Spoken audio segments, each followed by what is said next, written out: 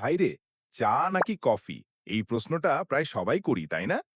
চা খাইলে মনে শান্তি লাগে, আর কফি খাইলে মনে হয় আজ একটু সিরিয়াস কাজ করতেই হবে।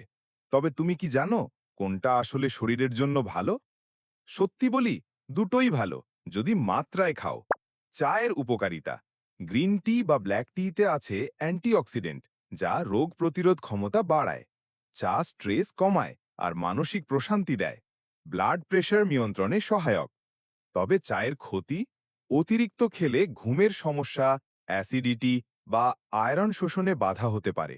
কফির উপকারিতা: কফিতে থাকে ক্যাফিন, যা মাথা ঝিমঝিম ভাব দূর করে ও মেজাজ ভালো রাখে। মেমোরি ও মনোযোগ বাড়ায়। কিছু স্টাডি বলছে টাইপ 2 ডায়াবেটিস, আলঝেইমার ইত্যাদি রোগের ঝুঁকি কমাতে সাহায্য করতে পারে।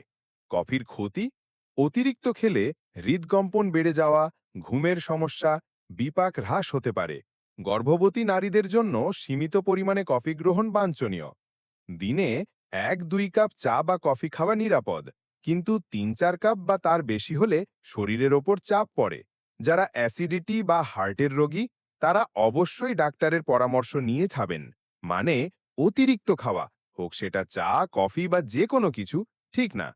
চা দিয়ে রিল্যাক্স হও, কফি দিয়ে ফোকাস আনো, কিন্তু সবকিছুরই একটা সীমা থাকা ভালো।